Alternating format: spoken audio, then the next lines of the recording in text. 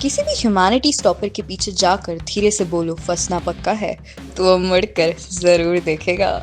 स्वागत है ह्यूमैनिटीज की नंबर 1 क्वेश्चन आंसर सीरीज में।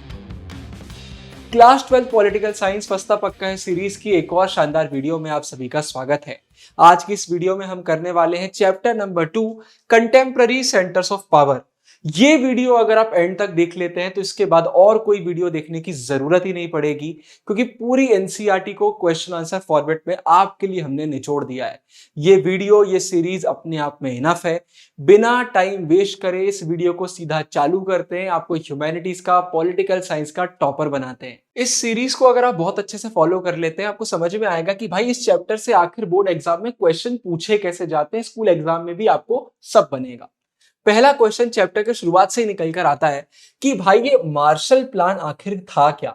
ये अक्सर बोर्ड एग्जाम में, स्कूल के एग्जाम में 2 मार्क्स के लिए हमें देखने को मिल जाता है। या फिर क्वेश्चन आता है कि भाई यूरोप के इंटीग्रेशन में, उसको और स्ट्रॉन्ग बनाने के प्रोसेस में यूएसए ने कैसे मदद करी, और इसी तरीके से घुमा फिरा के आपसे क्वेश्चन पूछे जाते हैं। लेकिन इन सारे क्वेश्चन में मार्शल प्लान की ही बात करी जाती है। बहुत अच्छे से इसको समझना जरूरी है। भाई हुआ ये कि सेकेंड वर्ल्ड वॉर जो हमारी 1939 से 1949 तक चली थी, उसके बाद यूरोप के लीडर्स के सामने एक बहुत बड़ा क्वेश्चन था कि भाई आखिर हमें यूरोप का करना क्या है। हमारी पुरानी जो लड़ाइयां चल रही थी उन्हें कंटिन्यू करना है। वर्ल्ड वॉर 1 भी हो चुका है, 2 भी हो चुका है। इनका जो पॉलिटिकल सिस्टम था, इकोनॉमिक सिस्टम था, इनकी जो होप्स थी वो सारी बिखर चुकी थी, टूट चुकी थी। वही एनसीईआरटी में दिया हुआ है कि भाई इनका जो फाउंडेशन था वो पूरा हिला हुआ था। पॉलिटिकल सोशल फाउंडेशंस की अगर हम बात करते हैं, कि इकोनॉमिक स्ट्रक्चर की बात करते हैं, तो सब कुछ खत्म हो चुका था। तो क्वेश्चन यही था कि भाई वर्ल्ड वॉर 2 के बाद अब क्या करना है। पुरानी राइवलरीज की तरफ आगे बढ़ना है, उन्हीं दुश्मनी को लेकर आगे बढ़ना है, या फिर अब यूरोप को बदलने का समय आ गया है। और इन्होंने क्या डिसाइड करा कि अब हम चीजों को बदलेंगे, यूनाइट करने का काम करेंगे, यूरोप को और स्ट्रॉन्ग बनाने का काम करेंगे। और ये यहां पर दिया हुआ है, highlight any 2 problems faced by the European countries after the second world war. जो ब्लैक कलर के क्वेश्चन ऊपर दिए हुए हैं बोल्ड फॉन्ट्स में, वो मेन क्वेश्चन है। कई बार क्वेश्चन के अंदर भी छोटे छोटे क्वेश्चन बन जाते हैं, तो उन्हें हमने रेड फॉन्ट में यहां पर दिया हुआ है। तो इसको बहुत अच्छे से सुनिए, ये इंपॉर्टेंट पॉइंट निकल कर आता है कि जब वर्ल्ड वॉर 2 खत्म हो गई तो भाई यूरोप के इंटीग्रेशन का, यूरोप को स्ट्रॉन्ग करने का काम किसने करा। यहां पर भाई यूएसए ने बहुत बड़े रोल प्ले किया। तो भाई कोल्ड वॉर चालू हो गया था वर्ल्ड वॉर 2 के बाद। पुराने चैप्टर में सब कुछ मैंने आपको एक्सप्लेन करा है। तो इसके बाद यूएसए ने मैसिव लेवल पर फाइनेंशियल हेल्प इन्हें प्रोवाइड करी, बिलियंस में इनकी मदद करी कि भाई हमें यूरोप की इकोनॉमी को वापस से जिंदा करना है, उसको स्ट्रॉन्ग बनाना है। ये काम इन्होंने किया। साथ में नेटो, पिछले चैप्टर में बताया था, नॉर्थ अटलांटिक ट्रीटी ऑर्गेनाइजेशन, ये इनका अलायंस था यूएसए वालों का। इसमें इन्होंने कलेक्टिव सिक्योरिटी स्ट्रक्चर की भी बात करी। मतलब बात वही है भाई, एक पर अगर कोई खतरा है, एक पर कोई अटैक करता है, तो वो अटैक, वो खतरा हम सब पर माना जाएगा। हम सब साथ में मिलकर कुछ करेंगे। द एंड ऑफ बायोपोलैरिटी की फंसना पक्का है, अगर आपने नहीं देखी है तो पहले वो देखिए, क्योंकि उसके बिना ये आपको समझ में नहीं आएगा। ये उसी चैप्टर को हम कंटिन्यू आगे कर रहे हैं। तो भाई मार्शल प्लान क्या निकल कर आया। बात यही है कि जो यूएसए ने कोल्ड वॉर के टाइम पर ये फाइनेंशियल हेल्प करी थी मैसिव लेवल पर, ये किसके अंडर में हुई थी। ये मार्शल प्लान के अंडर में हुई थी। इसे ही हम मार्शल प्लान बोलते हैं। तो कोल्ड वॉर से यूरोप को फायदा हो गया था। अच्छा, इसी मार्शल प्लान के अंडर में हमें देखने को मिलता है ओईईसी, मतलब organisation for European economic cooperation. बात वही है कि भाई इकोनॉमिक कोऑपरेशन भी करना है, आगे बढ़ना है। ये 1948 में एस्टेब्लिश हुआ था, ओईईसी, याद रखिएगा, एमसीक्यू में आ सकता है। यहां पर बोला जा रहा है कि हमें वेस्टर्न यूरोप स्टेट्स की मदद करना है। ईस्टर्न की क्यों नहीं करना है, सिर्फ वेस्टर्न की क्यों करना है। आंसर पिछली क्लास में हमने देखा हुआ है कि भाई कोल्ड वॉर चल रहा था, तो ईस्ट वाले तो यूएसएसआर के साइड थे, तो यूएसए उनकी मदद क्यों करेगा। वेस्ट वाले यूएसए के साइड थे, तो उनकी यूएसए मदद कर रहा था। तो कोल्ड वॉर एक बहुत बड़ा रीजन था। इसके बाद 1949 में काउंसिल ऑफ यूरोप एस्टेब्लिश हो जाता है। भाई काउंसिल भी हमें देखने को मिल रहा है, मतलब धीरे धीरे अब पॉलिटिकल शेप भी हमारा यूरोप ले रहा था। तो ये काम चलता रहा। तो वही लाइन यहां पे निकल कर आ रही है कि भाई हमें यूरोपियन कैपिटलिस्ट नेशन, मतलब वो जो कैपिटलिज्म को फॉलो करते हैं, यूएसए के साइड है, वहां पर हमें इकोनॉमिक इंटीग्रेशन का प्रोसेस देखने को मिल रहा था। तो ये प्रोसेस जो था वो धीरे धीरे आगे बढ़ता रहा और फाइनली 1957 में हमें देखने को मिलता है यूरोपियन इकोनॉमिक कम्युनिटी। तो अब हम इकोनॉमिक कम्युनिटी की भी बात कर रहे हैं, ईयर्स याद रखिएगा। और ये प्रोसेस मैंने जैसा कि पहले कहा पॉलिटिकल भी हो रहा था, तो देखते देखते यूरोपियन पार्लियामेंट भी क्रिएट हो गया। तो देखिए आप अगर इसको अच्छे से सुन रहे हैं तो धीरे धीरे चीजें हो रही हैं, पॉलिटिकल उसमें भी हम आगे बढ़ रहे हैं, इकोनॉमिक उसमें भी आगे बढ़ रहे हैं। हम देख रहे हैं कि यूरोप एक शेप लेने की कोशिश कर रहा है और कोल्ड वॉर इसमें बहुत मदद कर रही है, क्योंकि कोल्ड वॉर में यूएसए चाहता है कि भाई उसके जो ग्रुप वाले लोग हैं वो और स्ट्रांग बने, तो यूएसए भी इनकी मदद कर रहा है। कोल्ड वॉर का भी फायदा इन्हें देखने को मिल रहा है। फिर इसके बाद भाई यूएसएसआर का खात्मा हो गया, डिसइंटीग्रेशन हो गया, हमने पढ़ा हुआ है इसके बाद। तो इसके बाद जो यूरोप के यूनिफाई होने का प्रोसेस था और स्ट्रांग होने का प्रोसेस था, ये और तेज हो गया। और फाइनली ईयर याद रखिएगा, बहुत इंपॉर्टेंट ईयर्स हैं, 1992 में हमें देखने को मिलता है कि यूरोपियन यूनियन एस्टेब्लिश हो गया है। फाइनली जो यूरोप का प्रोसेस चल रहा था वो कंप्लीट होता है और यूरोपियन यूनियन 1992 में एस्टेब्लिश हो जाता है। इसके बाद भी बहुत सारी चीजें होती हैं, वो हम देखेंगे। तो भाई एक फाउंडेशन बन गया है। क्या देखने को मिलता है हमें? Common foreign and security policy, तो सिक्योरिटी फॉरेन पॉलिसी कॉमन देखने को मिली। फिर भाई इन्हें कोऑपरेट करना है किस चीज में, चाहे हम जस्टिस की बात करते हैं, होम अफेयर्स की बात करते हैं, यहां पर वो कोऑपरेट करेंगे। And creation of a single currency, European union में हमें यूरो देखने को मिलता है, EURO, ये इनकी करेंसी है। सबने इसे फॉलो नहीं करा था, सबने एक्सेप्ट नहीं करा था, आगे इसके बारे में हम देखेंगे, लेकिन इनकी एक कॉमन करेंसी भी हमें देखने को मिलती है, अपने आप में बहुत बड़ी बात है। तो ये पहला क्वेश्चन निकल कर आता है। तो बोर्ड एग्जाम में, स्कूल के एग्जाम में यूरोप रिलेटेड कोई भी क्वेश्चन आता है, मार्शल प्लान रिलेटेड क्वेश्चन आता है, तो इसी में से आप अपना आंसर लिखेंगे। अब जितने मार्क्स का आएगा उस हिसाब से लिखेंगे। सिर्फ मार्शल प्लान पूछ रहे हैं तो सिर्फ 2 पॉइंट आपके आ जाएंगे, अगर 4 मार्क्स में आता है तो फिर पूरा आप ऐड कर सकते हैं। इसके बाद अगला बहुत ही इंटरेस्टिंग क्वेश्चन निकल कर आता है कि देखते देखते हमारा यूरोपियन यूनियन एक इकोनॉमिक यूनियन से पॉलिटिकल और मिलिट्री ब्लॉक बनता जा रहा है। ये क्वेश्चन देखिए 2025 बोर्ड एग्जाम में आ चुका है। अच्छा, ये हमने सिर्फ आपको बताने के लिए लिख दिया है, इसका ये मतलब नहीं है कि जिस क्वेश्चन के आगे ये नहीं लिखा है वहां पर बोर्ड एग्जाम में क्वेश्चन नहीं आए। जितने भी क्वेश्चन हम लेकर आए हैं सारे PYQs हैं, ये सारे क्वेश्चन कभी ना कभी बोर्ड एग्जाम में आ चुके हैं। कुछ लेटेस्ट एग्जांपल्स हमने यहाँ पर ऐड कर दिए हैं जिससे आपको भाई प्रूफ भी मिल जाए कि ये सीरीज कितनी दमदार है। बाकी सारे क्वेश्चन ही उतने ही इंपॉर्टेंट है जितने ये और ये क्वेश्चन इंपॉर्टेंट है। तो अगर कोई भी क्वेश्चन आता है कि भाई यूरोपियन यूनियन कैसे पॉलिटिकल बनता जा रहा है, कैसे थोड़े थोड़े पॉलिटिकल साइन हमें देखने को मिल रहे हैं, तो यही आंसर आप लिखेंगे। वही घुमा फिरा के क्वेश्चन पूछा जा रहा है कि बताइए भाई कैसे ये पॉलिटिकल होता जा रहा है, रीजंस बताइए या फिर इससे रिलेटेड कुछ भी बताइए। कोई भी 3 मेजर फैक्टर बता दीजिए, 2024 का क्वेश्चन है ये। तो ऐसे अलग अलग क्वेश्चन पूछे जा सकते हैं। तो आंसर में पहला पॉइंट आता है कि बात बिल्कुल सही है, इकोनॉमिक यूनियन से ये पॉलिटिकल होता जा रहा है। जैसे कि अब यूरोपियन यूनियन ने नेशन स्टेट की तरह एक्ट करना चालू कर दिया। नेशन मतलब होता है वो लोगों का ग्रुप जिनकी सेम आइडेंटिटी, सेम कल्चर रहा है, तो वो नेशन में आता है। स्टेट मतलब क्या होता है भाई, बॉर्डर्स हैं, गवर्नमेंट है, रूल्स एंड रेगुलेशन है। तो नेशन स्टेट का मतलब क्या हुआ, अब यू अपने आप को कंसिडर करने लग गया कि भाई हम सेम कल्चरल बैकग्राउंड वाले लोग हैं, सिमिलर लोग हैं, और हमने अपना एक पूरा एक पॉलिटिकल यूनियन बना के रखा हुआ है। हमारी गवर्नमेंट है, हमारे रूल्स हैं, हमारी रेगुलेशन है, तो अब ये बड़े लेवल पर काम करने लग गया है। ऐसा नहीं है कि सिर्फ ट्रेड वगैरह मैनेज कर रहा है, बाकी चीजें नहीं देख रहा, जितने भी इनके पॉलिटिकल अफेयर्स हैं उनको भी ये बहुत अच्छे से देखता है। तो आप लिखेंगे एग्जाम में कि अब एक नेशन स्टेट की तरह काम करने लग गया है। अच्छा, इसने बहुत कोशिश करी कि अपना एक खुद का कॉन्स्टिट्यूशन भी बना ले, लेकिन इसमें यह फेल हो गया। लेकिन इसके बाद भी यूरोपियन यूनियन का खुद का करेंसी है, फाउंडिंग डेट है, एंथम है और फ्लैग है, मतलब खुद की ये चीजें देखने को मिलती हैं। फिर बहुत हद में कॉमन फॉरेन और सिक्योरिटी पॉलिसी भी देखने को मिल जाती है जब ये दूसरे नेशन से डील करते हैं। तो जितने भी भाई इसके मेंबर्स हैं उन सबका सेम सेम थोड़ा थोड़ा हमें स्टाइल देखने को मिलता है। पूरा एग्जैक्ट कॉपी पेस्ट तो नहीं होगा, लेकिन फिर भी फॉरेन एंड सिक्योरिटी पॉलिसी बहुत हद में सेम देखने को मिलती है। फिर भाई यूरोपियन यूनियन अपने आप को एक्सपेंड कर रहा है, अब अलग अलग तरीके से कोऑपरेट करने की कोशिश कर रहा है। पहले इसमें सिर्फ वही मेंबर थे जो यूएसए के पार्ट थे, लेकिन जब से हमारे यूएसएसआर का डिसइंटीग्रेशन हुआ है तो वहां के मेंबर्स भी अब यूरोपियन यूनियन का पार्ट बने हुए हैं। तो ये एक इंपॉर्टेंट पॉइंट निकल के आता है। अभी फिलहाल के डेट में हमें टोटल इसमें 27 मेंबर्स देखने को मिलते हैं। ब्रिटेन ने इसको छोड़ दिया था, आपको पता होगा, ब्रिटेन भी यूरोपियन यूनियन का पार्ट था लेकिन उसने एग्जिट कर दिया। तो फिलहाल में 27 मेंबर्स देखने को मिलते हैं। डेटा एग्जाम में लिख कर आएंगे, अच्छा इंप्रेशन पड़ेगा। तो वही है भाई, इसने अपना कोऑपरेशन के एरिया को भी एक्सपेंड करने की कोशिश करी है। लेकिन यहां पर एक पॉइंट निकल के आता है, इसको हम देखते हैं कि ये जो प्रोसेस रहा है ना, इतना इजी नहीं है। बहुत सारी कंट्री में बहुत सारे लोगों का ये मानना है कि भाई ईयू को इतनी इंपॉर्टेंस नहीं दे सकते। उनका कहना है भाई हमारी खुद की गवर्नमेंट है, हमारी खुद की कंट्री में हम सारी चीजों को देखते हैं, संभालते हैं, हम नहीं चाहते हैं कि ईयू हमारे ऊपर डोमिनेट करे। तो ये चीज हमें देखने को मिलती है।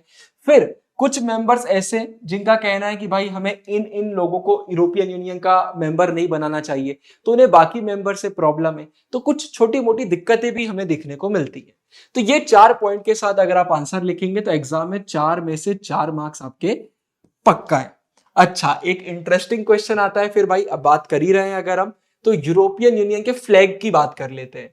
ठीक है, इसको फ्लैग को भी हम देख लेते हैं, क्वेश्चन 2 मार्क्स में भी आ सकता है, तो देख लेते हैं भाई। अगर आप इसको बहुत अच्छे से देखेंगे तो यहां पर आपको एक सर्कल देखने को मिलेगा गोल्डन स्टार्स का। तो ये क्या बताता है भाई, सोलिडेरिटी, मतलब इनकी यूनिटी और हार्मनी दिखाता है कि भाई जितने भी लोग हैं यूरोप के वो साथ में मिलकर रहते हैं। और जो 12 स्टार्स हैं वो एक ट्रेडिशनल साइन है इनका, जो बताता है परफेक्ट है हम, बिल्कुल हम कंप्लीट है, हम यूनाइटेड है। तो परफेक्शन, कंप्लीटनेस, यूनिटी का वो एक सिंबल है, ट्रेडिशनल सिंबल है, इसलिए यहां पर हमें 12 स्टार्स देखने को मिलते हैं। बहुत सारे बच्चे एग्जाम में तुक्का लगा के आ जाते हैं 12 मेंबर्स, 12 मेंबर्स नहीं है, वो पुराना एक ट्रेडिशनल इनका सिंबल है। तो ये यूरोपियन यूनियन का फ्लैग हमें देखने को मिल जाता है। अच्छा, अब भाई पॉलिटिकल साइंस की वर्ल्ड पॉलिटिक्स वाली जो हमारी बुक है, इसका सबसे इंपॉर्टेंट क्वेश्चन पूरी बुक का, आई रिपीट, मेरे हिसाब से पूरी बुक का अगर एक टॉपिक, एक क्वेश्चन है जिस पर मुझे दावा लगाना है, तो वो यही होगा कि यूरोपियन यूनियन बहुत ही इंफ्लुएंशियल ऑर्गेनाइजेशन है। बताइए इसके इन्फ्लुएंस हमें कहां कहां देखने को मिलते हैं। ये क्वेश्चन सीधे सीधे 6 मार्क्स में आता ही आता है, हर साल कभी ना कभी किसी ना किसी सेट में आपको देखने को मिलेगा। अच्छा, अगर आप किसी बोर्ड के हैं जहां पर इस चैप्टर का वेटेज 4 मार्क्स का है, तो कमेंट में ये मत बोलना भैया आप 6 मार्क्स का क्यों बोल रहे हो। मैं वीडियो हर एक बोर्ड वाले बच्चे के लिए बनाता हूं। अगर आपके बोर्ड में एनसीईआरटी फॉलो होती है, मतलब ये वीडियो आपके लिए है, तो सबके हिसाब से बताता हूं। अगर आपका वेटेज 4 मार्क्स का है तो उसको 4 का पकड़ लीजिए, 2 का है तो 2 का पकड़ लीजिए, टॉपिक तो वही इंपॉर्टेंट रहते हैं। तो ये टॉपिक हमारा बहुत बहुत बहुत इंपॉर्टेंट है। तो इस क्वेश्चन को घुमा फिरा के पूछा जा सकता है, लेकिन बार बार एक ही चीज पूछी जाएगी कि ये एक बहुत ही स्ट्रॉन्ग ऑर्गेनाइजेशन है, या फिर ये एक सेंटर ऑफ पावर है, या फिर आप बता दीजिए भाई इतना इफेक्टिव क्यों है, या फिर इसके economic, political and diplomatic and military influence बता दीजिए। तो बस आपसे यूरोपियन यूनियन के एक इंफ्लुएंस की बात करी जाएगी और आपको आंसर यही लिखना पड़ेगा। अच्छा, इस आंसर को मैं आपके लिए इस तरीके से लेकर आया हूं जैसे आप बोर्ड एग्जाम में लिखेंगे, क्योंकि मैं चाहता हूं इसी वीडियो में आप आंसर राइटिंग भी सीख लें। तो मेरी बात बहुत अच्छे से सुन। सबसे पहले आप लिखोगे इंट्रोडक्शन, ये आपका इंट्रो बन जाएगा, ये आपका इंट्रो हो गया। ठीक है, ये आपका इंट्रो है। बहुत बड़े इंट्रो नहीं लिखना पड़ता, डिपेंड करता है, 2 से लेके 4-5 लाइन का आपका इंट्रो आएगा। ये एक हमारा सिंपल आंसर है, तो सिंपल इसका इंट्रोडक्शन हमने लिख दिया। इंट्रोडक्शन लिखने के बाद आप ये डिसाइड करोगे कि भाई आप फ्लो चार्ट में कितनी हेडिंग बनाने वाले हो। ये अगर आपने टॉपिक पढ़ा हुआ है, अगर आपने चैप्टर की एक्सप्लेनेशन वीडियो नहीं देखी है, तो हो सकता है फंसता पक्का सीरीज आपको समझ में ना आए, क्योंकि हमें क्वेश्चन आंसर कराने आया हूं। लाइन बाय लाइन एक्सप्लेनेशन आपको चाहिए तो हमारी लाइव क्लासेस ज्वाइन करिए, या फिर यूट्यूब की एक्सप्लेनेशन वीडियो देखिए, वो हम line by line explanation provide करते हैं। अगर आपने एनसीईआरटी पढ़ी है तो आपको पता होना चाहिए कि इसमें 3 सब हेडिंग ही बनती हैं, तो वो 3 सब हेडिंग हम यहां पर डालेंगे। सबसे पहले आप क्या करोगे भाई, टॉप में यहां पर जो भी क्वेश्चन में पूछा गया वो आप लिख दोगे। जैसे यहां पर आप इन्फ्लुएंस लिख सकते हो, ठीक है, कि भाई इनका इन्फ्लुएंस है। अब इन्फ्लुएंस क्या है, एक हमारा इकोनॉमिक निकल कर आता है तो पहली हेडिंग इकोनॉमिक की बना लोगे। दूसरा आता है भाई पॉलिटिकल एंड डिप्लोमेटिक है तो उसकी हेडिंग बना लोगे। और तीसरा निकल कर आता है कि मिलिट्री का इन्फ्लुएंस भी देखने को मिलता है तो आप मिलिट्री की हेडिंग बना लोगे। तो 3 बहुत सिंपल आपकी हेडिंग बन जाएंगी, और उसके बाद इन्हीं हेडिंग को आप यूज करोगे अपनी पॉइंट में सब हेडिंग देने के लिए। इकोनॉमिक है, इसी को नीचे आप सब हेडिंग बनाओगे, समझ गए। जो ऊपर फ्लो चार्ट बनाया है वही आपका सब हेडिंग बनेगा। इकोनॉमिक आ गया, नीचे पॉलिटिकल एंड डिप्लोमेटिक आ गया, और इसके नीचे फिर आप पॉइंट लिखना चालू करोगे। अगर आप ह्यूमैनिटीज के कैसे बच्चे हो जिसने अभी तक मेरा फ्री आंसर राइटिंग का कोर्स नहीं देखा है, तो बहुत बड़ी गलती कर रहे हो। डिस्क्रिप्शन में वेबसाइट का लिंक मिल जाएगा, वेबसाइट पे जाओ, लिखो answer writing course, free course है। पिछले साल तक पेड था, इस साल आप लोगों ने इतना प्यार दिखाया, 1 लाख से ज्यादा सब्सक्राइबर हो गए, आपके लिए फ्री कर दिया है। वो कोर्स देख लो, आंसर राइटिंग अपने आप सीख जाओगे। तो भाई यूरोपियन यूनियन की अगर हम जीडीपी की बात करते हैं तो 2024 में प्रोजेक्ट करा जा रहा है 19.35 ट्रिलियन डॉलर, बहुत बड़ी है। करेंसी इनकी यूरो है, बहुत डोमिनेशन देखने को मिलता है। अक्सर ये डॉलर से ऊपर ही हमें देखने को मिलती है, तो डॉलर को एकदम टक्कर दे रहा है। डॉलर मतलब यूएसए की करेंसी। यूएसए का यूनिपोलर वर्ल्ड चल रहा है भाई, इनका सीधे सीधे सुपर पावर है, इनका इन्फ्लुएंस है पूरी दुनिया पर, पिछले चैप्टर में देखा, इसलिए हम बार बार यूएसए की बात करते हैं। इसका जो वर्ल्ड ट्रेड, पूरे दुनिया भर में जितनी ट्रेड होती है उसमें शेयर बहुत ज्यादा है अगर हम कंपेयर करते हैं यूएसए से। तो भाई कभी भी यूएसए से, चाइना से कोई भी पंगा होता है, ट्रेड रिलेटेड, इकोनॉमिक रिलेटेड कोई भी पंगा होता है, तो कौन ज्यादा असर्टिव रहता है, किसका डोमिनेशन ज्यादा रहता है? यूरोपियन यूनियन का ज्यादा रहता है। तो देखिए अंदर एक छोटा सा क्वेश्चन ये भी बन सकता है कि इकोनॉमिक इंपॉर्टेंस बता दीजिए। साथ में भाई ये इंटरनेशनल इकोनॉमिक ऑर्गेनाइजेशन जैसे कि वर्ल्ड ट्रेड ऑर्गेनाइजेशन का भी पार्ट है, तो वहां पर भी इसको बहुत डोमिनेशन मिलता है, बहुत ज्यादा दबदबा उसका रहता है ना। तो एक इंपॉर्टेंट वहां पर भी ये पार्ट बनकर निकल के आता है। यहां पर ब्लॉक वर्ड यूज किया गया है क्योंकि यूरोपियन यूनियन कोई कंट्री नहीं है, ये एक ऑर्गेनाइजेशन है, ग्रुप है। फिर पॉलिटिकल एंड डिप्लोमेटिक इन्फ्लुएंस, तो भाई ये भी हमें देखने को मिलता है। इसका एक मेंबर जो कि फ्रांस है, फ्रांस परमानेंट मेंबर है यूनाइटेड नेशन सिक्योरिटी काउंसिल का। ब्रिटेन भी था लेकिन ब्रिटेन ने अब यूरोपियन यूनियन को छोड़ दिया है। अगर आपकी पुरानी एनसीईआरटी है तो इसको ठीक कर लेना, ठीक है। तो भाई परमानेंट मेंबर है, वीटो पावर आ जाती है, बड़ा रोल आ जाता है। फिर साथ में यूरोपियन यूनियन के बहुत सारे मेंबर ऐसे भी रहते हैं जो नॉन परमानेंट मेंबर रहते हैं यूएनएससी के। हम इंटरनेशनल ऑर्गेनाइजेशन वाले चैप्टर में इसको बहुत अच्छे से देखेंगे। तो भाई बड़ा रोल रहता है। फिर यहां पर एक और इंपॉर्टेंट लाइन निकल कर आती है कि ये जो है ना, मतलब इतना अच्छा एक इंटरनेशनल ऑर्गेनाइजेशन में दबदबा देखने को मिलता है, तो इस चक्कर में यूएस की जितनी भी पॉलिसीज है उसमें भी हमें यूरोपियन यूनियन का इन्फ्लुएंस देखने को मिल जाता है। इसका एक सॉलिड एग्जांपल निकल कर आता है कि ईरान की जो न्यूक्लियर प्रोग्राम चल रहा है उसको लेके जो यूएस सोचता है, जो यूएस का उस पर टेक है, उसमें भी हमें यूरोपियन यूनियन का इन्फ्लुएंस देखने को मिलता है। एक्सप्लेनेशन वीडियो में इसको बहुत डिटेल में मैंने लाइव क्लास में समझाया है कि क्या प्लान है, कैसा क्या है। एनसीईआरटी में नहीं दिया हुआ है, क्वेश्चन आंसर की वीडियो है, तो इसलिए मैं आपका टाइम वेस्ट नहीं कर रहा हूं। मैं यही अज्यूम कर रहा हूं कि क्वेश्चन आंसर की वीडियो आप चैप्टर को पढ़ने के बाद देखते हैं। और अगर एग्जाम है इसलिए देख रहे हैं तो टेंशन मत लेना, सिर्फ इतना लिख दोगे मार्क्स मिलेंगे, क्योंकि एनसीईआरटी में सब नहीं दिया हुआ है, वो एक्स्ट्रा इन्फॉर्मेशन हम लाइव क्लासेस में प्रोवाइड कर देते हैं। अच्छा, इसके बाद भाई ये डिप्लोमेसी भी यूज करता है, इकोनॉमिक इन्वेस्टमेंट भी यूज करता है, नेगोशिएशन भी करता है। मतलब दिमाग यूज करेगा, नेगोशिएट करेगा, बातें करेगा। ये कोअर्शन मतलब फोर्स का यूज नहीं करता। ऐसा नहीं है कि थ्रेट दे रहा है, फोर्स का यूज कर रहा है, मिलिट्री का यूज कर रहा है, नहीं। ये सब चीजें बाद के लिए। ये डिप्लोमेसी, इकोनॉमिक इन्वेस्टमेंट, नेगोशिएशन करता है। कहीं पर भी पैसा लगा दोगे वो आपकी सुनेंगे, थोड़ा सा दिमाग यूज करोगे, अच्छे से बात करोगे, पॉलिटिकल गेम खेलोगे, वो आपकी बात सुनेंगे। नेगोशिएशन करो, तो वही काम हमारा यूरोपियन यूनियन करता है। तो भाई चाइना के साथ इसने ये चीज करी हुई है, एनसीईआरटी में अच्छा एग्जांपल निकल के आता है। चाइना को जो ह्यूमन राइट्स और इन्वायरमेंटल डिग्रेडेशन पर भाई प्रॉब्लम्स थी ना, वहां पर हम देख रहे थे भाई बहुत इन्वायरमेंट को खराब करा जा रहा है, ह्यूमन राइट्स की बात आ रही है, तो वहां पर भी चाइना से नेगोशिएट कौन कर पाया? ईयू, क्योंकि भाई इनका इन्फ्लुएंस है, इनका तरीका अच्छा है। फिर मिलिट्री इन्फ्लुएंस की बात करते हैं। अगर हम ईयू की पूरी आर्म फोर्स को कंबाइन कर देते हैं तो दुनिया में ये सेकेंड लार्जेस्ट है। अब आप यूएसए का दबदबा समझ लीजिए। यूएसए कंट्री है, ये ऑर्गेनाइजेशन है, लेकिन इसके बाद भी यूएसए इनसे आगे है, और इसलिए उसको हम सोल सुपर पावर आज की डेट में बोलते हैं। फिर भाई इनकी अगर हम बात करें कि डिफेंस में लोग कितना खर्चा करते हैं, तो वो भी सेकंड है, यूएसए नंबर 1 पर है। फ्रांस परमानेंट मेंबर है, उसके पास भाई न्यूक्लियर आर्सेनल मतलब न्यूक्लियर वेपन्स का भाई उसके पास बहुत सारा कलेक्शन है। वॉरहेड्स जो सामने लगता है, जो विस्फोट करने का काम करता है। कितने न्यूक्लियर आर्सेनल्स देखने को मिलते हैं? Approximately 335 nuclear warheads. तो भाई जो मिसाइल वगैरह में लगता है ऊपर, जो सीधे जाके वहां फूटता है, तो अप्रोक्सीमेटली 335। आपकी एनसीईआरटी में गलत दिया हो तो इसको भी ठीक कर लेना, ठीक है। फिर सेकंड मोस्ट इंपॉर्टेंट सोर्स है स्पेस एंड कम्युनिकेशन टेक्नोलॉजी का, तो ये भी पॉइंट याद रखना। तो भाई ये सारे पॉइंट अगर आप याद रखेंगे तो 6 में से 6 स्कोर करने से आपको कोई भी नहीं रोक सकता, और ये क्वेश्चन आता ही आता है। और फिर कंक्लूजन ऐड कर दीजिएगा कि भाई ग्लोबल पावर है और ये स्ट्रेंथ है, ये सारी चीजें ये मैंने एक्स्ट्रा डाल दिया है। तो पूरी दुनिया को शेप करने में, ट्रेड हो, इंटरनेशनल पॉलिसी हो, इसका बहुत बड़ा रोल रहता है। तो याद रखिए, इंट्रोडक्शन, फ्लो चार्ट, उन्हीं फ्लो चार्ट की हेडिंग को सब हेडिंग में यूज करना, और फिर पॉइंट्स बनाना। अच्छा, पॉइंट्स में एक चीज आपने नोटिस करी होगी, यहां पर 6th पॉइंट एंड हुआ, मैंने यहाँ पर 7th लिखा। बहुत सारे लोग गलती क्या करते हैं, नई हेडिंग के बाद फिर से नंबरिंग चालू कर देते हैं। ऐसा मत करिए, चेकर को पता लगने दीजिए कि टोटल में आपने कितने पॉइंट्स लिखे हैं। जैसे मैंने टोटल में 8 पॉइंट्स लिखे हैं, इसलिए बोल रहा हूं आंसर राइटिंग वाला कोर्स जरूर से देख लेना, पूरा आइडिया आपको लग जाएगा। इसके बाद एनसीईआरटी में एक वर्ड आता है सुप्रा नेशनल। इससे रिलेटेड भी क्वेश्चन 2023 2024 में देखने को मिला है कि भाई यूरोपियन यूनियन एक सुप्रा नेशनल है, मतलब जिसका इन्फ्लुएंस एक नेशन से बाहर जाता है, मल्टीपल नेशंस में जाता है। तो वो कैसे है वो बताइए। या फिर क्वेश्चन ये आ सकता है कि भाई चैलेंजेस क्या फेस कर रहा है, ये एक ही टॉपिक में क्वेश्चन दिए हुए हैं, क्या प्रॉब्लम्स हमें देखने को मिल रही हैं। तो चलिए इसको भी हम देखते हैं, बहुत ही इंटरेस्टिंग हमारा टॉपिक निकल के आता है, बहुत ही इंपॉर्टेंट क्वेश्चन ये भी है। तो अगर अब इसके आंसर की बात करते हैं तो बिल्कुल भाई सुप्रा नेशनल ऑर्गेनाइजेशन की तरह बिहेव करने लग गया है। चाहे इकोनॉमिक हो, पॉलिटिकल हो, सोशल एरियाज हो, वहां पर भी इंटरवीन करता है, वहां पर भी ये घुसने की कोशिश करता है।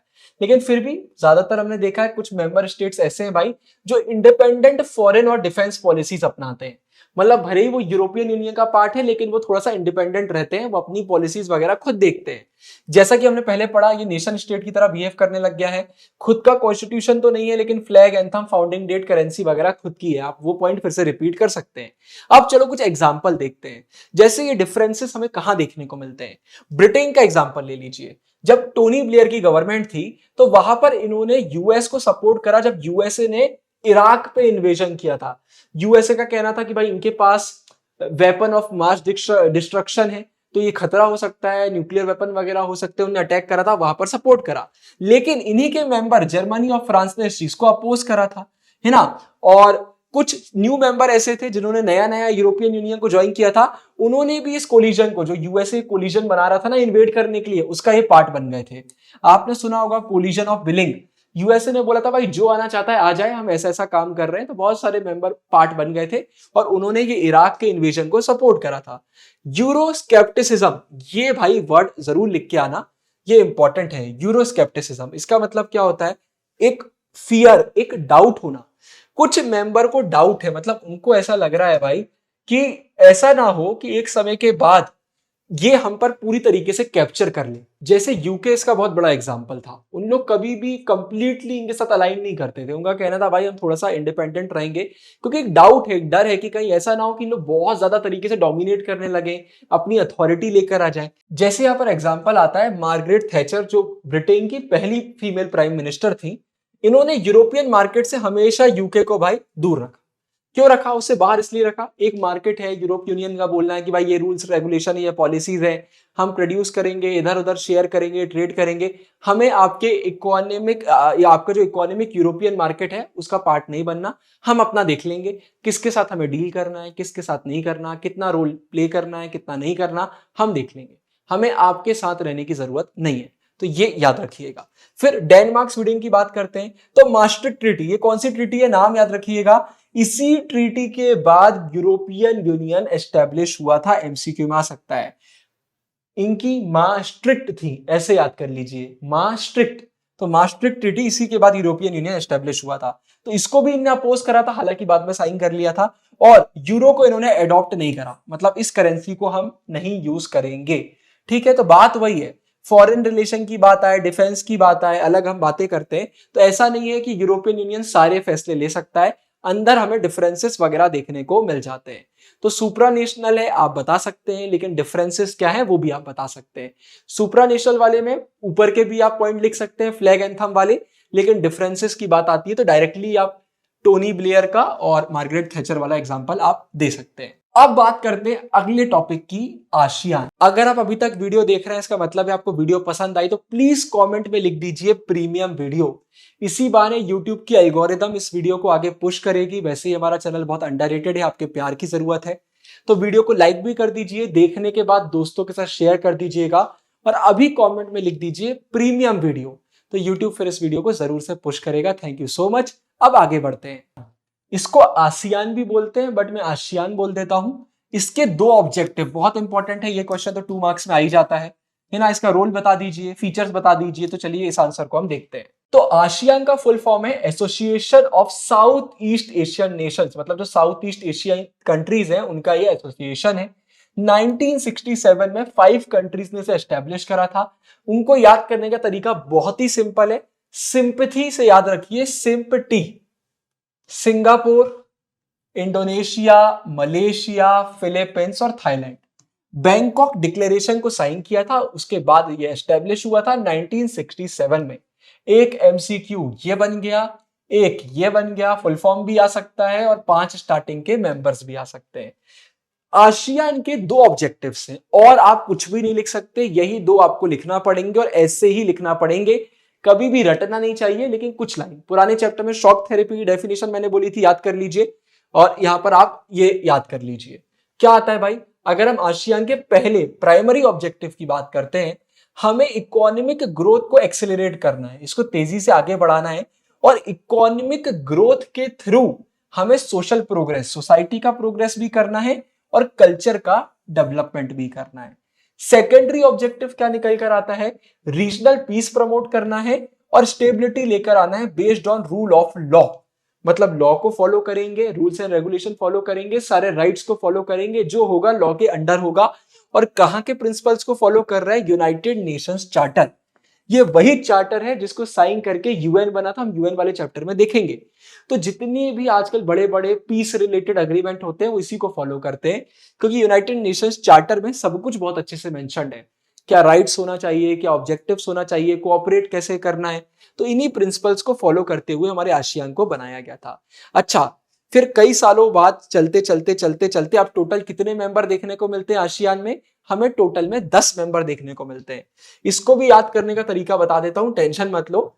एमबीबीएस क्लिप टीवी, ये निमोनिक याद कर लो, ये निमोनिक याद कर लोगे तो सारे नाम याद हो जाएंगे। कौन से 5 नए मेंबर हैं, ब्रूनी दरुसलम, वियतनाम, लाओ पीडीआर, म्यांमार जिसको पहले बुर्मा बोलते थे, और कंबोडिया। अब इतना सा आप देख लेना, एमबीबीएस क्लिप टीवी। तो ये देखो मैंने सारे नाम सेम सीक्वेंस में डाल दिए हैं, इसका स्क्रीनशॉट ले लो। तो एम से मलेशिया, फिर है ना बी से हमारा क्या आता है, म्यांमार, क्योंकि म्यांमार को पहले बुर्मा बोलते थे।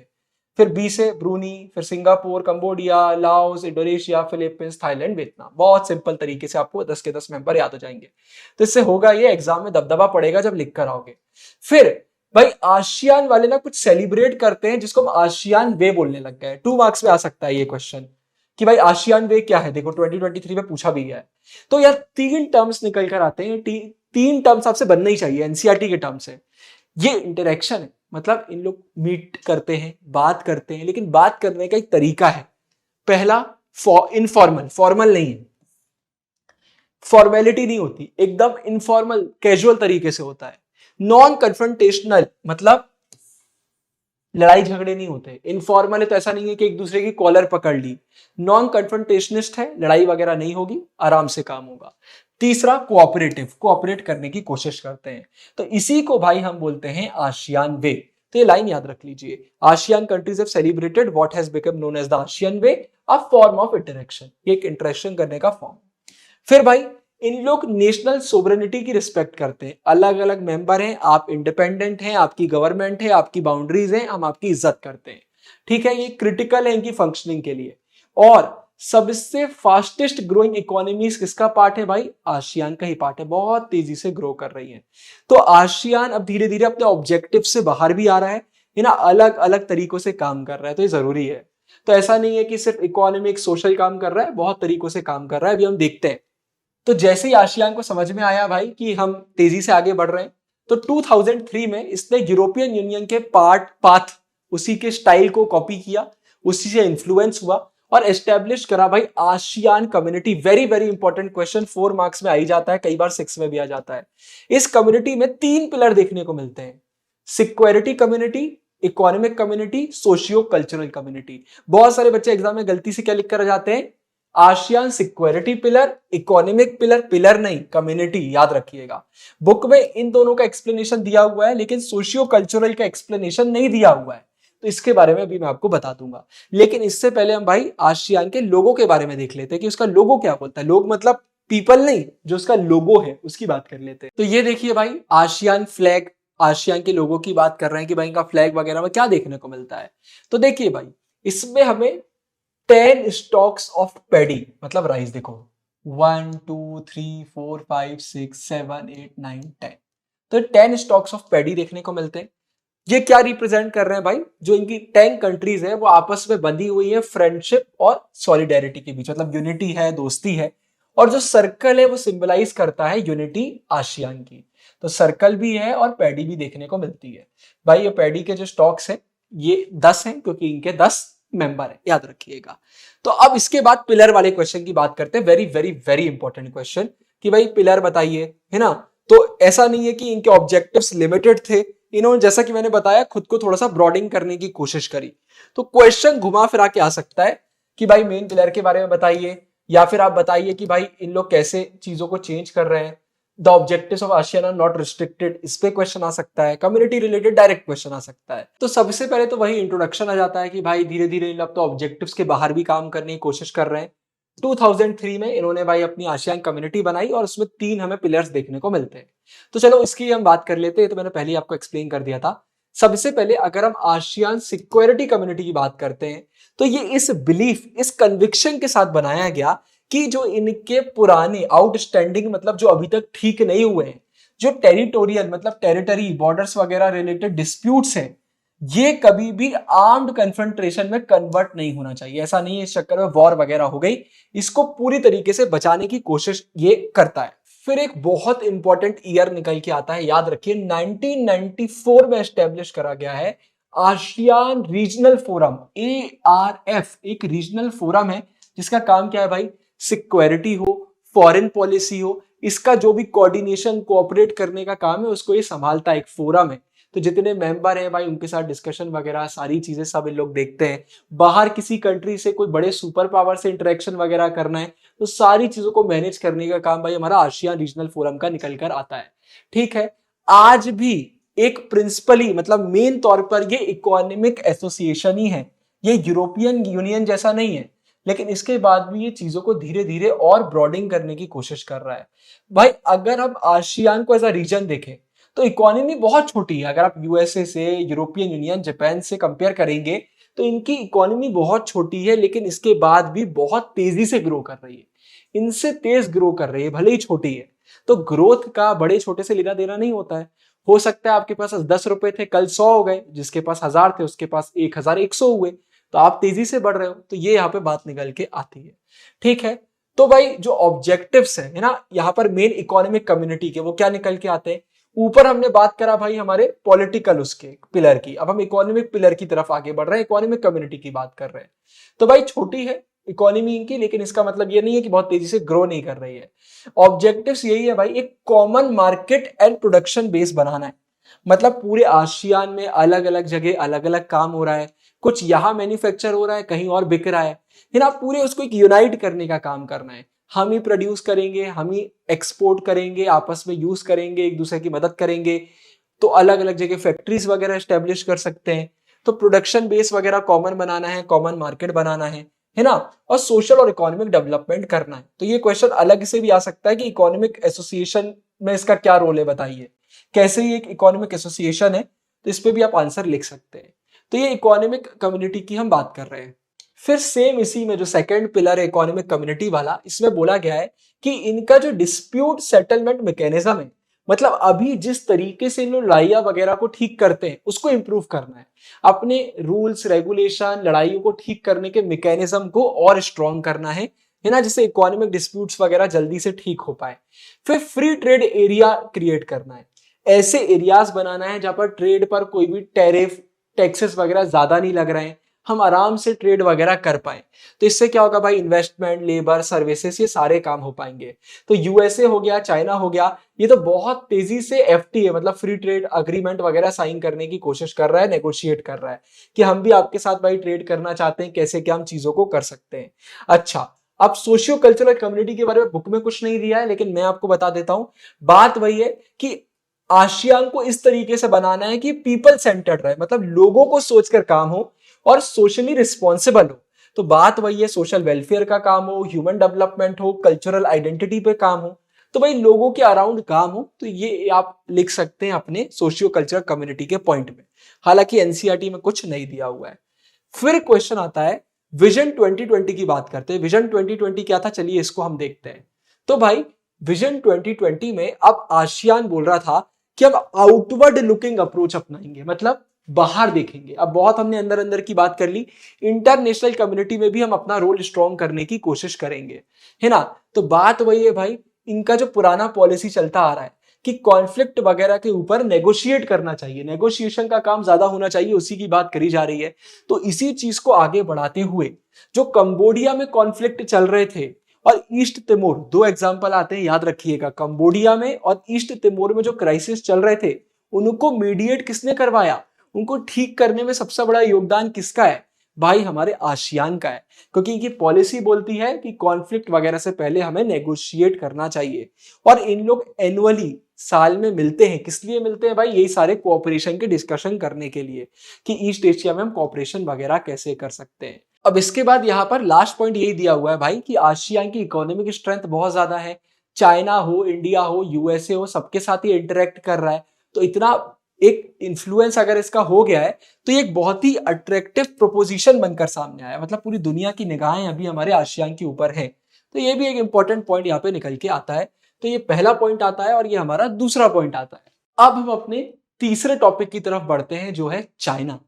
तो भाई क्वेश्चन क्या आता है, चाइना यूएसए को ओवरटेक कर लेगा, सबसे बड़ी इकोनॉमी बन जाएगा, आप इसके बारे में क्या जानते हैं बताइए भाई। तो भाई 1978 के बाद चाइना में बहुत सारी चीजें हुई हैं भाई, जिसे लिंक करा जा रहा है कि चाइना बहुत तेजी से आगे बढ़ने वाला है। फास्टेस्ट ग्रोइंग इकोनॉमी है जब से वहां पे रिफॉर्म वगैरह चालू हुए हैं, हम इसको देखते हैं। प्रोजेक्ट करा जा रहा है कि 2040 तक ये लार्जेस्ट इकोनॉमी बन जाएगा, यूएसए को पीछे छोड़ देगा, है ना। तो चलिए हम इसको देखते हैं कि कैसे ये आगे बढ़ रहा है, क्या कर रहा है, पूरे एशिया के साथ ये कनेक्ट करने की कोशिश कर रहा है, अब तो पूरी दुनिया के साथ कनेक्ट करने की कोशिश कर रहा है ना। तो हम देखते हैं कि भाई ईस्ट एशियन ग्रोथ में बोला जा रहा है कि चाइना ड्राइवर है, मतलब मेन काम है पूरी, अगर यहाँ की ग्रोथ हो रही है तो बहुत बड़ा रोल चाइना का है।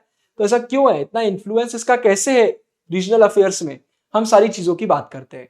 तो यहाँ पर याद रखिएगा 1978 में उस समय के जो चाइना के लीडर थे डेंग शाओपिंग, इन्होंने ओपन डोर पॉलिसी अनाउंस करी। मतलब हम पूरी दुनिया के लिए अपने दरवाजे खोल रहे हैं, आप हमसे बात कर सकते हैं, इन्वेस्टमेंट वगैरह कर सकते हैं, हम सारी बातें कर सकते हैं। पहले चाइना से अकेले अकेले काम करता था, आगे हम देखेंगे। तो भाई इकोनॉमिक रिफॉर्म्स लेकर आए, ओपन डोर पॉलिसी लेकर आए। अब इस पॉलिसी के पीछे एक सिंपल सा लॉजिक था कि भाई जो इन्वेस्टमेंट वगैरह आएगी ना, कैपिटल और टेक्नोलॉजी की, कैपिटल मतलब मनी, मनी टेक्नोलॉजी की जो इन्वेस्टमेंट आएगी बाहर से, इससे हमारी प्रोडक्टिविटी बहुत बढ़ जाएगी। तो भाई यहाँ पर एक इंपॉर्टेंट लाइन है, China has become the most important destination for foreign direct investment anywhere in the world. पूरी दुनिया चाहती है कि वो चाइना में जाके इन्वेस्ट करे, क्योंकि उनको पता है कि चाइना से बहुत रिटर्न हमें मिलने वाला है। अब कोई भी अगर आपकी कंट्री में आकर इन्वेस्ट करता है तो उनकी करेंसी वगैरह आपके पास आती है, तो फॉरेन एक्सचेंज रिजर्व्स चाइना के पास बहुत है। इतना फॉरेन एक्सचेंज रिजर्व है कि ये कहीं पर भी बड़े बड़े इन्वेस्टमेंट कर सकता है, करेंसी की दिक्कत इसको नहीं होने वाली।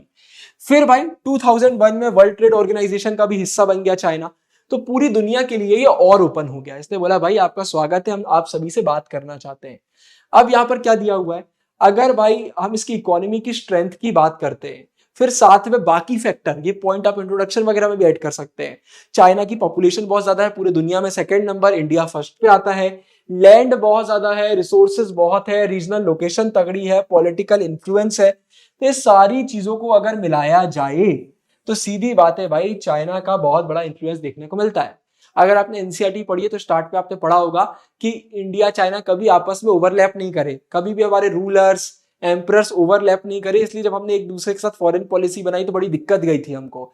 तो मतलब चाइना का इंटरेक्शन हमारे साथ भी नहीं था, बाद में चाइना ने किसी के साथ इंटरेक्शन नहीं करा, लेकिन अब पूरी दुनिया चाइना को जानती है, क्योंकि बहुत सारी पॉलिसीज हमें 1970s के टाइम में देखने को मिली। तो उसी को हम आगे भी बात करेंगे। अब देखो, पहले एक ट्रिकी क्वेश्चन आ जाता है कि 1949 से 1960s में चाइना में क्या हुआ वो बताइए। बच्चों का सर घूम जाता है, यार इस बीच क्या हुआ होगा, हमको तो नहीं पता, कंफ्यूजन हो रहा है, वो गलत आंसर लिख के आ जाते हैं, इसलिए ऐड किया हुआ है। तो भाई 1949 में इंसेप्शन मतलब ये एस्टेब्लिश हुआ, पूरा चाइना का नाम है पीपल्स रिपब्लिक ऑफ चाइना। ये 1949 में एस्टेब्लिश हुआ, मतलब इंडिया के बाद इन्हें आजादी मिली है, हमें 47 में मिल गई थी। इससे पहले अलग अलग इंपीरियल रूल्स इनके ऊपर रहे हैं, अलग अलग डायनेस्टी रही हैं। तो ये रहा।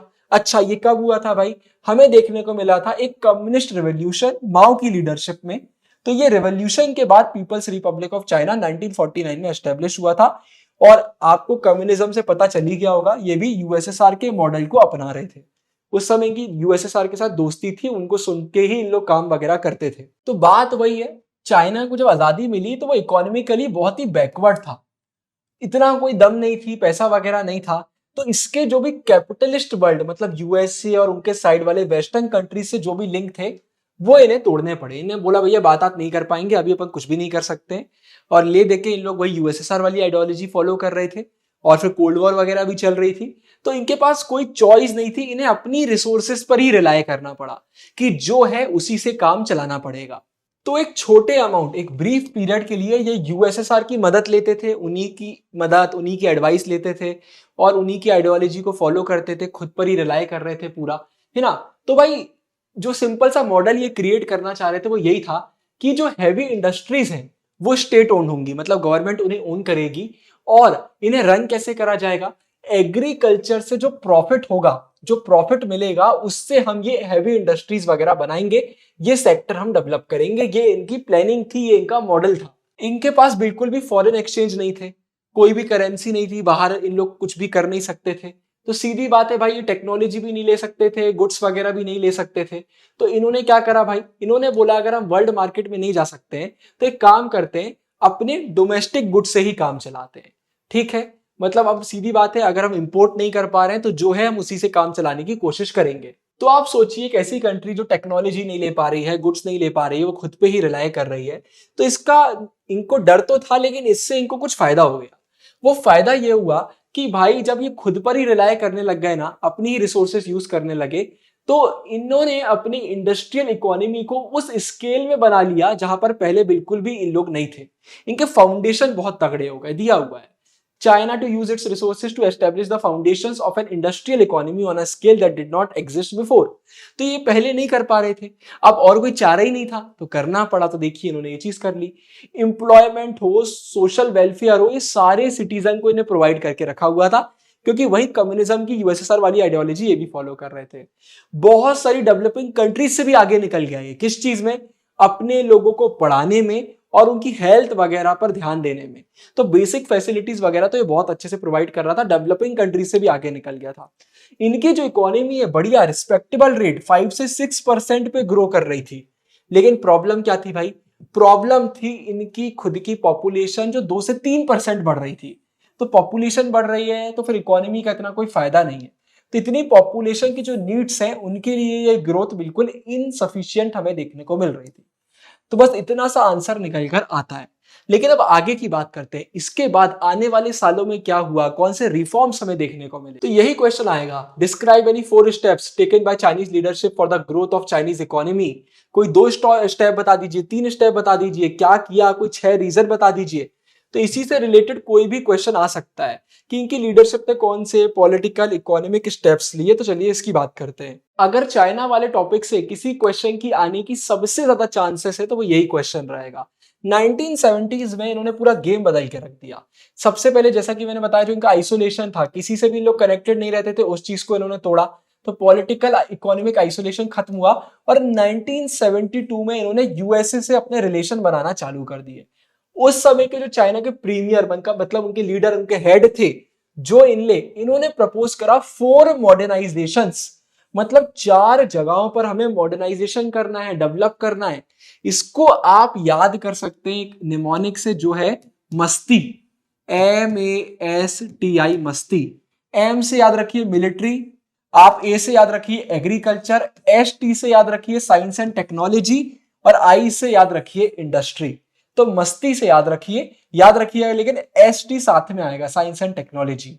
ये कब हुआ, यूएसए के रिलेशन के 1 साल बाद 1973 में। इसके बाद ये हमने पहले भी देखा हुआ है, डेंग शाओपिंग ने 1978 में ओपन डोर पॉलिसी लाए, इकोनॉमिक रिफॉर्म्स की बात करी। बात वही था कि बाहर से जो कैपिटल और टेक्नोलॉजी आएगा, इससे हमें हाई प्रोडक्टिविटी की तरफ आगे बढ़ना है ना, ये इन्वेस्टमेंट का हम यूज करेंगे।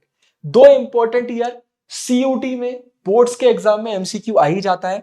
एग्रीकल्चर को प्राइवेट करा, प्राइवेटाइजेशन, वही डिसइंटीग्रेशन के बाद जो हुआ था यूएसएसआर का 1982 में, और कई सालों बाद फिर इन्होंने किया इंडस्ट्री का प्राइवेटाइजेशन 1998 में।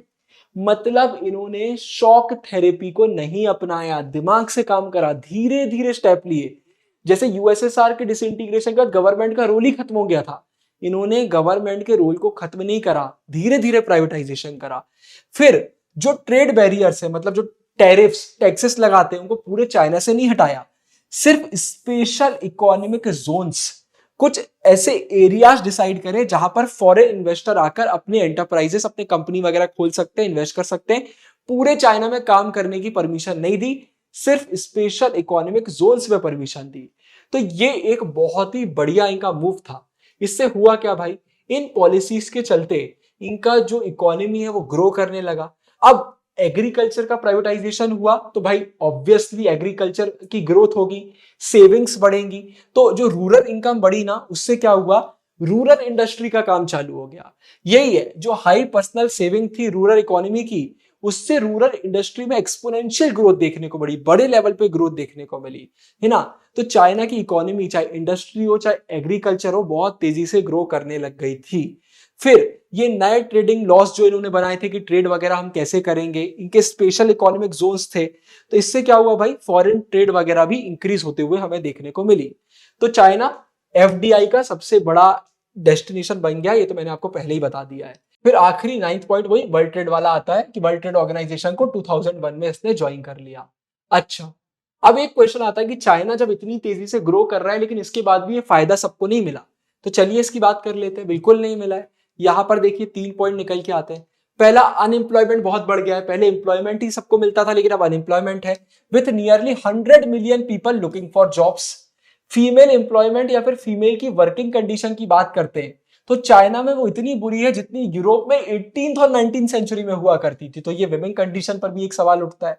फिर इन्वायरमेंटल डिग्रेडेशन, मैंने आपको बताया यूरोपियन यूनियन इनसे इस बारे में डिस्कशन कर रहा है, तो वो हो गया। और करप्शन भी बहुत तेजी से इंक्रीज हो गया है, तो इकोनॉमिक इनइक्वालिटी आ गई है। अब वो चाहे रूरल अर्बन रेसिडेंट्स की बात कर लो, या वो लोग जो मेन लैंड में रहते हैं, या वो लोग जो कोस्टल एरियाज में रहते हैं, उनकी बात कर लो, डिस्पैरिटी हमें देखने को मिल रही है। अब ग्लोबली एंड रीजनली चाइना एक ऐसी इकोनॉमिक पावर बन गई है to reckon with. Reckon with मतलब क्या होता है, जिसको आपको कंसिडर करना पड़ेगा, आप नजरअंदाज नहीं कर सकते। तो चलिए इसकी बात करते हैं कि भाई चाइना में ऐसा क्या हो गया, भाई ये ग्लोबल प्लेयर बन के आ गया। चलिए इसकी बात करते हैं। तो पहला पॉइंट आता है integration of China's economy. Integration का मतलब यहां पर क्या है भाई, कुल मिलाकर अब आप चाइना के साथ डील कर रहे हो, ट्रेड वगैरह कर रहे हो, मतलब चाइना भी आपका एक हिस्सा बन चुका है। तो पूरे एशिया की बात कर लीजिए, वर्ल्ड की बात कर लीजिए, साउथ एशिया की तो बात कर ही लीजिए, चाइना का बहुत बड़ा रोल है। तो भाई इस चक्कर में क्या हुआ है, जो चाइना आपके साथ डील करने लग गया ना, तो इंटरडिपेंडेंसी हो गई है। आज आप चाहकर भी इंडिया से पूरे चाइना के प्रोडक्ट रिमूव नहीं कर सकते, हर एक चीज में कहीं ना कहीं मेड इन चाइना लिखा मिलता है। तो भाई चाइना का इस चक्कर में ना इन्फ्लुएंस बहुत बढ़ गया अपने ट्रेड पार्टनर्स के साथ। तो इसके जो पुराने इश्यूज चल रहे थे जापान के साथ, यूएसए के साथ, आसियान के साथ, रशिया के साथ, वो अभी दब गए, वो टेम्पर्ड हो गए। क्यों हो गए, क्योंकि भाई इकोनॉमिक कंसिडरेशंस। जब आप कुछ अच्छा काम करने लग जाते हो तो पुराने दर्द, पुरानी दिक्कतें आजू बाजू हो जाती है। आपने रिलेशन में देखा होगा, सब कंट्री बोलती है अब चलो जो पास्ट का है वो पास्ट का चलो चलता रहेगा, अभी हम थोड़ा सा ट्रेड वगैरह कर लेते हैं। फिर ठीक है, ताइवान, ताइवान के साथ ना एक दिक्कत है चाइना की, उसको ये रेनेगेड, रेनेगेड मतलब क्या होता है, रिबेलियस, एक रिबेलियस प्रोविंस बना बोलता है जो हमारा ताइवान है। तो ताइवान का बोलना है कि हम इंडिपेंडेंट हैं, हम सोवरेन हैं, बट चाइना बोलता है नहीं भाई आप हमारा हिस्सा हैं, आप अलग नहीं है। तो चाइना और ताइवान के बीच में बहुत लफड़े देखने को मिलते हैं, ठीक है। तो वही उसी चीज की बात करी जा रही है। ये वर्ड याद रखिएगा, रेनेगेड स्टेट मतलब रिबेलियस प्रोविंस बोलता है वो अपना, लेकिन उसके साथ भी इकोनॉमिक चीजों को साथ में लाकर अपने रिलेशन स्ट्रॉन्ग करने की कोशिश कर रहा है, ठीक है, डिफरेंसेस वगैरह खत्म करने की कोशिश कर रहा है। अच्छा, लोगों को बहुत डर लगता था कि यार चाइना बहुत खतरनाक हो सकता है, मतलब चाइना की बहुत बहुत बहुत दिक्कत हो सकती है।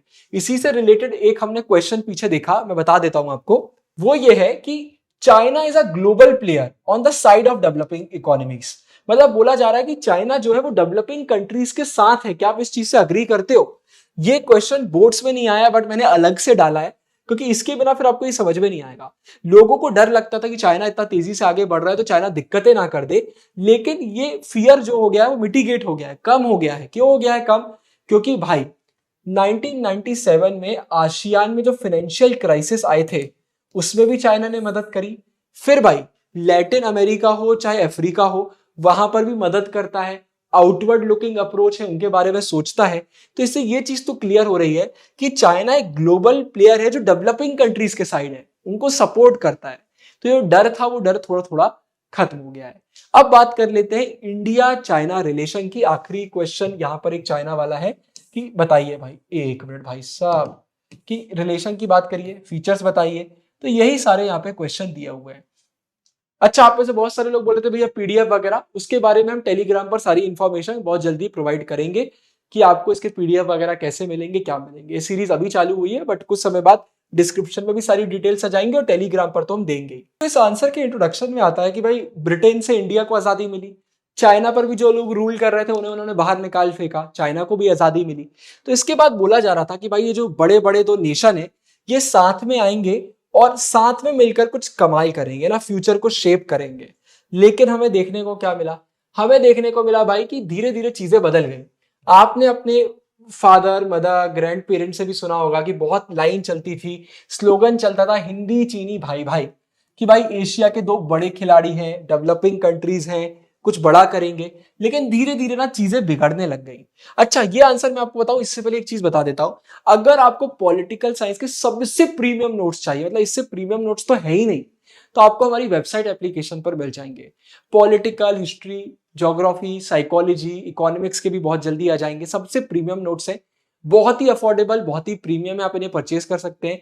वेबसाइट में एफएक्यू सेक्शन में देख लीजिएगा आप इन्हें एक्सेस कैसे कर पाएंगे, और फिर आप परचेज कर सकते हैं। इतना ही नहीं, हमारी लाइव क्लासेस चल रही हैं, आप लाइव क्लासेस में एनरोल कर सकते हैं। आप हमारे सीयूटी के बैचेस ले सकते हैं, बहुत जल्दी आ जाएंगे सीयूटी के प्रिपरेशन के लिए। और बाकी सैंपल पेपर, आंसर राइटिंग का कोर्स, फ्री मटेरियल, सब कुछ हमारी वेबसाइट एप्लीकेशन पर मिलता है। तो iOS एंड्रॉइड में एप्लीकेशन डाउनलोड कर लीजिए और वेबसाइट विजिट करके आप अपना अकाउंट बना सकते हैं। बेस्ट है। और टेलीग्राम, द ट्विन ब्रोस नाम से टेलीग्राम है, उसको भी जरूर से ज्वाइन करिएगा, वो भी आपके लिए बहुत जरूरी है। तो भाई देखिए, इंडिपेंडेंस के बाद क्या हुआ, इंडिया चाइना के बीच में सबसे पहले तो भाई बॉर्डर रिलेटेड प्रॉब्लम आई। लेकिन उससे पहले 1950 में चाइना ने तिब्बत को इन्वेड कर लिया। हम दूसरी बुक में इसको बहुत अच्छे से देखेंगे। फिर इंडिया चाइना, सीनो मतलब चाइना, तो सीनो इंडियन बॉर्डर इश्यूज आ गए। 1962 में हमें इंडिया चाइना की वॉर भी देखने को मिल गई। भाई चाइना का कहना है कि भाई अरुणाचल प्रदेश का एरिया हो गया, लद्दाख में अक्साई चीन का एरिया हो गया, ये हमारा है। तो वो हमारी टेरिटरी को इन्वेड करने की कोशिश करता है। इसी चक्कर में वॉर हमें देखने को मिली थी। और आज हमारा बहुत हिस्सा चाइना के पास है, आपको ये चीज पता होगी, है ना। तो वॉर के बाद भाई 1976 तक हमारे रिलेशन बहुत ही खराब रहे। लेकिन धीरे धीरे फिर ये ठीक होने लगे, धीरे धीरे चीजें ठीक हुई, क्योंकि 1970s में चाइना में बहुत सारे रिफॉर्म्स आए, हमने इसके बारे में पढ़ा हुआ है। तो भाई चीजें सुधरना चालू हुई। लेट 1970s में पॉलिटिकल लीडरशिप पे भी चेंज आया चाइना के, और उसके बाद चाइना ना अब आइडियोलॉजी को कम फॉलो करने लग गया और प्रेगमेटिक ज्यादा हो गया। प्रेगमेटिक मतलब क्या होता है? प्रैक्टिकल। तो इनकी जो फॉरेन पॉलिसी थी पहले आइडियोलॉजिकल थी, इसलिए लोग सोशलिज्म कम्युनिज्म फॉलो करते थे, तो यूएसए वगैरह से रिलेशन नहीं रखते थे, वेस्टर्न कंट्री से बात नहीं करते थे। लेकिन अब ये प्रैक्टिकल हो गए, रेशनल हो गए, तो अब इनके रिलेशन वगैरह सुधरने लग गए। तो एफर्ट्स बनाए गए कि भाई हमारे थोड़े से ये टेरिटोरियल डिस्प्यूट्स को खत्म करा जाए, है ना। तो 1981 में फॉर्मली ये चालू हुए, सीरीज ऑफ टॉक्स हुई, बातचीत हुई कि चीजों को ठीक करना चाहिए। तो ये एक इंपॉर्टेंट पॉइंट आता है। एक मेजर ब्रेक थ्रू, एक मेजर टर्निंग पॉइंट निकल के आता है जब इंडिया के पीएम राजीव गांधी विजिट करते हैं चाइना को। ईयर याद रखिएगा, एमसीक्यू में आएगा, दिसंबर 1988। तो ये एक इंपॉर्टेंट ईयर निकल कर आता है। इसके बाद एक नया डायरेक्शन मिला कि भाई अब शायद हम थोड़ा सा पीस एंड ट्रैंक्विलिटी, बहुत परम शांति की तरफ आगे बढ़ सकते हैं, कुछ कुछ हम कर सकते हैं ना। तो दोनों ने अब कॉन्शियस एफर्ट्स, मतलब खुद सोच समझकर एफर्ट्स देना चालू करे। और अगर हम बात करते हैं इकोनॉमी की, तो इंडिया चाइना के भाई इकोनॉमिक रिलेशन भी बहुत तगड़े हैं। जैसे यहाँ पे इंपॉर्टेंट पॉइंट निकल कर आ रहा है, 1999 के बाद से हर साल एवरेज 30% ग्रोथ देखने को मिल रही है हमारे ट्रेड में। 30% ग्रोथ इंडिया चाइना ट्रेड में, तो एक बहुत बड़ा पॉइंट है। तो भाई बायलैटरल ट्रेड जो हमारी हुई है वो 1992 में कितनी थी? $338 मिलियन, सिर्फ इतनी थी। 2017 में कितनी हो गई? $84 बिलियन। तो भाई हम पूरी कोशिश कर रहे हैं कि हम कोऑपरेट करेंगे। एक इंपॉर्टेंट पॉइंट आता है, इंडिया चाइना का बोलना है हम उन एरियाज में कोऑपरेट करेंगे जहां पर हमारी लड़ाइयां होने की भी चांसेस होती हैं। जैसे एग्जांपल क्या आता है, यहां पर आता है, अगर हम एनर्जी डील्स की बात करते हैं अब्रॉड में, तो क्या होता है भाई, बिडिंग वगैरह करना पड़ता है, हम इतने में ले लेंगे डील, हम इतने में ले लेंगे। तो चाइना और इंडिया कोऑपरेट करते हैं कि हम एक दूसरे के बीच में टांग नहीं अड़ाएंगे, जब जिसको लगेगा वैसा काम करेंगे। तो ये एक अच्छा स्टेप है। 1998 में इंडिया ने भाई न्यूक्लियर टेस्ट करा था, आपको पता होगा, इसका ऑपरेशन शक्ति नाम है। इससे पहले जो हुआ था कौन से ईयर में हुआ था, कमेंट में बताना, स्माइलिंग बुद्धा। तो 1998 में जब हमने न्यूक्लियर टेस्ट वगैरह करे अपने, तो हमने सीधे बोला था भाई हमें खतरा है, चाइना से खतरा है, चाइना पाकिस्तान के रिलेशन से खतरा है। हमें यह भी पता है कि भाई पाकिस्तान के न्यूक्लियर प्रोग्राम में चाइना का फुल सपोर्ट है। फिर म्यांमार और बांग्लादेश से भाई उसके डिफेंस टाइज हैं, वो अपने रिलेशन बना के रखा हुआ है। तो इंडिया ने न्यूक्लियर टेस्ट किए, तो होने को इसके बाद हमारी चाइना के साथ वॉर भी हो सकती थी, लड़ाइयां भी हो सकती थी, लेकिन ऐसा कुछ भी नहीं हुआ। ठीक है, तो ये इतनी प्रॉब्लम हुई है, पाकिस्तान को सपोर्ट करना हो गया, ये डिफेंस टाइज हो गए, मतलब बांग्लादेश और म्यांमार के साथ आपने बोल के रखा हुआ है कि भाई ये हम साथ में काम करेंगे, ये करेंगे। तो ये चीजें इंडिया को पसंद नहीं आती है, क्योंकि भाई आप आजू बाजू ही हमारे दुश्मन बना रहे हो। बट इसके बाद भी लड़ाइयां वगैरह नहीं हुई है। ठीक है, तो बाउंड्री वगैरह को भी ठीक करने की कोशिश करी जा रही है, ये चलता जा रहा है। मिलिट्री टू मिलिट्री कोऑपरेशन भी बढ़ गया, हमारी मिलिट्री उनकी मिलिट्री एक दूसरे के साथ कोऑपरेट करने का भी काम करते हैं। तो ये देखने को मिल रहा है। अब चाहे न्यू दिल्ली हो चाहे बीजिंग हो, ये दोनों के कैपिटल्स हैं, तो मतलब बात हो रही है कि इंडिया के बड़े बड़े लोग वहां पर जाते रहते हैं, वहां के लोग भी आते रहते हैं, तो ऑफिशियल टॉक्स वगैरह चल रहे हैं, विजिट्स वगैरह करते रहते हैं, तो इससे भी अंडरस्टैंडिंग इंप्रूव हो रही है। और इसके बाद फिर आखिरी पॉइंट निकल कर आ रहा है कि इकोनॉमिक इंटरडिपेंडेंसी बहुत बढ़ गई है, हमने पहले भी देखा। ट्रांसपोर्ट कम्युनिकेशन बहुत बढ़ गया है। ग्लोबल कंसर्न्स, मतलब पूरे वर्ल्ड को लेकर जो हम दोनों के कंसर्न्स है वो भी सिमिलर है बहुत जगहों पर। तो भाई एक पॉजिटिव रिलेशन हमें दोनों के बीच में देखने को मिल रहा है, ये एक इंपॉर्टेंट पॉइंट आता है। अब बस आखिरी के 2 क्वेश्चन बचे हुए हैं, जापान की बात कर लेते हैं और फिर आगे एक और टॉपिक देख लेते हैं।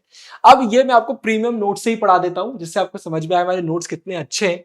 तो भाई क्या जापान भी एक सेंटर ऑफ पावर बन सकता है, जापान के बारे में बताइए। तो जापान रिलेटेड क्वेश्चन आएगा तो ये आप लिखेंगे। तो अगर हम जापान की बात करते हैं तो बहुत कम नेचुरल रिसोर्सेज इसके पास है, ज्यादातर मटेरियल इंपोर्ट कराना पड़ता है। लेकिन इसके बाद भी सेकेंड वर्ल्ड वॉर खत्म होने के बाद रैपिड प्रोग्रेस देखने को मिला है। 1964 में, ईयर याद रखिएगा, OECD organisation for economic cooperation and development, इसका ये मेंबर बन गया। 2017 की अगर बात करते हैं, 3rd लार्जेस्ट इकोनॉमी है दुनिया की, अकेला एशियन मेंबर है G7 का। ये 7 कंट्रीज का, 7 पावरफुल कंट्रीज का ग्रुप है, जापान उसका पार्ट है, अकेला एशिया का मेंबर है। 11th मोस्ट पॉपुलस नेशन है ये, तो पॉपुलेशन भी ज्यादा है। अकेली एक कंट्री है भाई जहां पर न्यूक्लियर वेपन गिरे थे, आपको पता है हिरोशिमा नागासाकी में वर्ल्ड वॉर 2 के टाइम यूएसए ने बॉम्ब गिराए थे। ठीक है, तो ये सेकेंड लार्जेस्ट कंट्रीब्यूटर है यूएन के बजट में, रेगुलरली कंट्रीब्यूट करता है अराउंड 10% इन टोटल, बहुत बड़ी बात है। 1951 के बाद से यूएस के साथ सिक्योरिटी अलाउंस है, ये एक दूसरे पे तो अटैक बिल्कुल नहीं करेंगे, अगर आप पे कोई अटैक करेगा हम आपका साथ देंगे, हम पर कोई अटैक करेगा तो आप हमारा साथ दीजिएगा। जो इनके कॉन्स्टिट्यूशन का आर्टिकल 9 है वो सीधे सीधे बोलता है कि हम भाई लड़ाई वगैरह नहीं करेंगे, हम वॉर वगैरह को त्यागते हैं, है ना भाई, बहुत अच्छा पॉइंट है। कभी भी वॉर वगैरह यूज नहीं होना चाहिए, हमेशा शांति से काम होना चाहिए। अगर कोई भी इंटरनेशनल डिस्प्यूट है उसको शांति से आप ठीक कर सकते हैं। इनके ऊपर न्यूक्लियर बॉम्ब गिरा है और इतनी अच्छी बात कर रहे हैं, आर्टिकल 9 याद रखिएगा। मिलिट्री में कितना इन लोग खर्चा करते हैं, 7th largest in the world, 7वें नंबर पे लार्जेस्ट। लेकिन जीडीपी का टोटल खर्चा कितना है, सिर्फ 1%। 7th लार्जेस्ट है लेकिन खर्चा सिर्फ 1% है, याद रखिएगा। ASIMO, world's most advanced humanoid robot, इंसान जैसा एक रोबोट है, फोटो एनसीईआरटी में दी हुई है, आप देख लेना। तो ये असीमो नाम का है। अब हम बात कर लेते हैं साउथ कोरिया की। भाई साउथ कोरिया क्या बोलता है, तो अगर हम साउथ कोरिया टॉपिक की बात करते हैं उससे पहले आप समझिए, एक कोरियन पेनिनसुला था जिसको 2 उसमें डिवाइड किया गया, North Korea, South Korea. North Korea का ऑफिशियल नेम है Democratic People's Republic of Korea. Democracy सिर्फ नाम में है। इनके डिक्टेटर किम के बारे में आप न्यूज में सुनते रहते होंगे, कितने बड़े वो डिक्टेटर हैं, और नाम है डेमोक्रेटिक, एक कंट्री है ये, आयरनी। साउथ कोरिया की बात करते हैं, रिपब्लिक ऑफ कोरिया इसका नाम है। इसको आपने देखा होगा एनसीईआरटी के बॉक्स में दिया हुआ है, 38th पैरेलल से इसको डिवाइड किया गया है। मतलब जो लैटिट्यूड के सर्कल जाते हैं तो नॉर्थ से 38th डिग्री पे जो हमारा लैटिट्यूड जाता है वहां से इसको कट किया गया। अब ज्योग्राफी में मत जाओ, बस याद रख लेना 38th पैरेलल, इससे इसको कट किया गया, नॉर्थ कोरिया बन गया, साउथ कोरिया बन गया।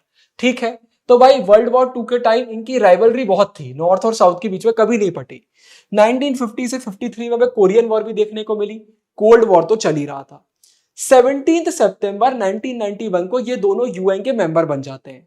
1960 से 1980 के बीच में हमें देखने को मिलता है कि जो साउथ कोरिया है वो बहुत तेजी से डेवलप कर रहा है, और इसी को बोला गया miracle on the Hahn river. अब हैन रिवर क्यों? क्योंकि साउथ कोरिया का कैपिटल जो सोल है, तो वहां पे भाई हैन रिवर निकलता है वहां से। तो सोल, इसकी स्पेलिंग है SCOUL, लेकिन उसका प्रोनाउंसिएशन सोली है। तो सियोल, सोल आप जो बोलना चाहे, तो सोल वहां का कैपिटल है। ठीक है, ये एक इंपॉर्टेंट आता है। फिर साउथ कोरिया भाई ऑलराउंड डेवलपमेंट कर रहा था। 1996 में ये OECD का मेंबर बन गया। OECD के बारे में जस्ट अभी ऊपर हमने जापान के बारे में पढ़ा। ठीक है, 2017 की अगर बात करते हैं, 11th largest economy in the world, 10th largest military expenditure. Human development report 2016 में 18th रैंक है इनकी, इंडिया से बहुत ऊपर। तो 18th रैंक निकल के आती है। अब क्वेश्चन आता है कि भाई ऐसा कैसे हो रहा है? तो बहुत सारे फैक्टर्स हैं।